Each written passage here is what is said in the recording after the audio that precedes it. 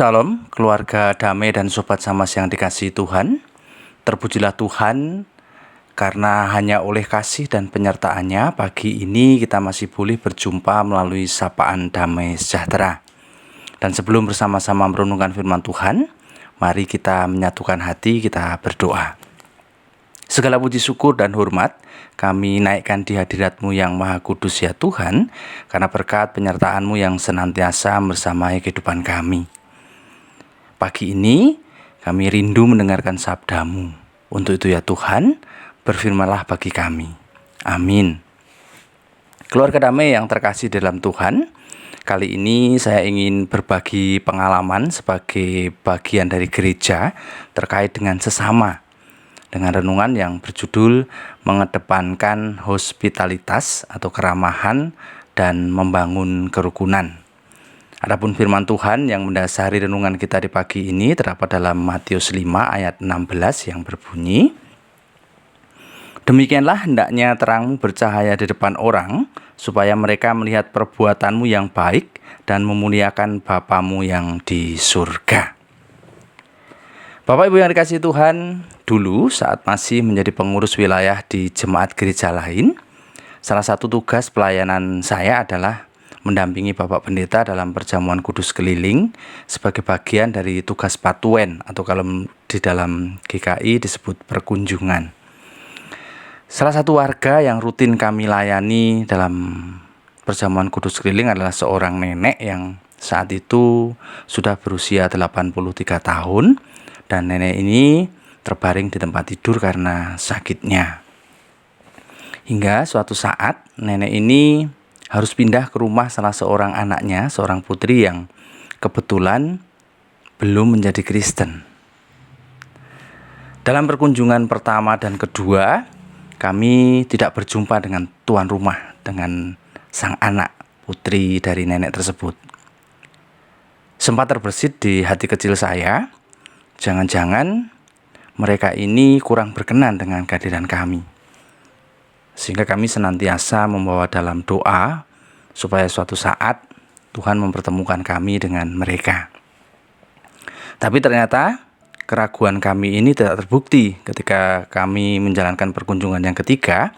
Putri nenek ini beserta suaminya dengan senang hati, penuh sukacita menemui kami dan meminta maaf karena pada waktu perkunjungan yang pertama dan kedua mereka tidak bisa menemui kami karena saatnya bersamaan dengan sang suami kontrol ke dokter dalam masa pemulihan sakit stroke yang dideritanya. Dan pada saat perjumpaan yang ketiga itu kami berbincang banyak hal. Mereka sangat berterima kasih atas perhatian kami pada sang ibu, kepada nenek tercinta. Karena selama ini ternyata sang nenek ini menceritakan bagaimana sukacitanya, betapa semangatnya beliau ini saat menantikan perkunjungan. Dan sejak saat itu, setiap kali kami mengadakan perkunjungan, baik itu perjamuan kudus keliling maupun ibadah syukur saat ulang tahun sang nenek, mereka senantiasa tidak pernah absen. Bahkan sang bapak ini hadir, duduk, mengikuti ibadah bersama kami. Dan dalam berbagai kesempatan, Bapak ini seringkali bertanya tentang kegiatan pelayanan gereja. Beliau menyampaikan pujian yang luar biasa tentang kasih, persaudaraan, keramahan, pelayanan gereja, terkhusus ketika beliau mengikuti kegiatan kami dalam perkunjungan. Pada suatu saat, saya tidak bisa mendampingi perjamuan kudus keliling ke rumah si nenek karena saat itu saya sedang sakit. Ternyata bapak dan ibu ini datang ke rumah saya malam-malam. Walaupun kondisi pemulihannya belum sempurna, bapak ini masih berjalan tertatih-tatih, tapi beliau memaksakan diri untuk menyetir mobil.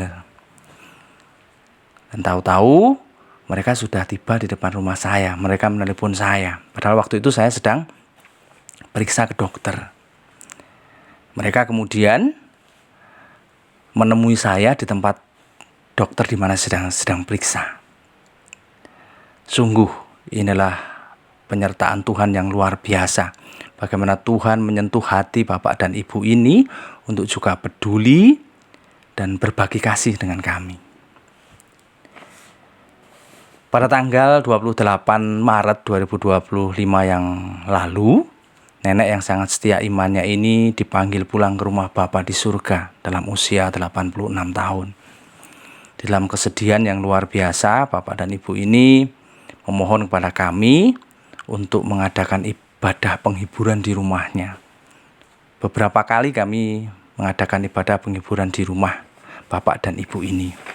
Dan mereka juga senantiasa hadir bersama kami.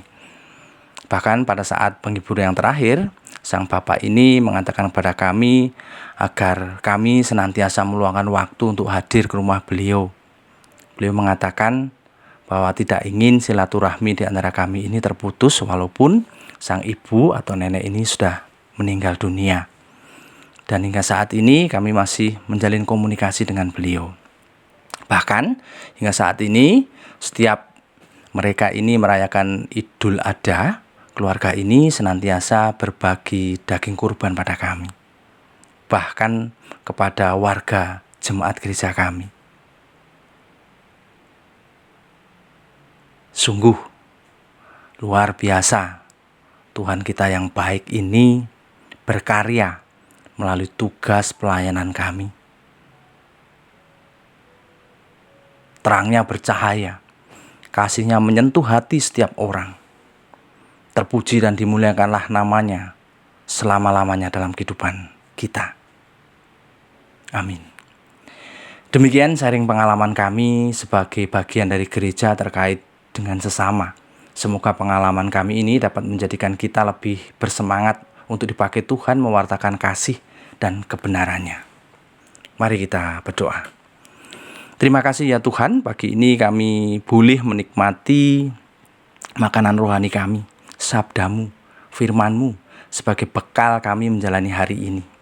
Kiranya hikmat kuasa Roh Kudus-Mu sendiri yang menuntun dan membimbing kami untuk senantiasa lebih perhatian dan peduli terhadap sesama kami melalui hospitalitas atau keramahan dalam membangun kerukunan, sehingga terang-Mu bercahaya di depan semua orang. Di dalam Tuhan kami Yesus kami berdoa. Amin.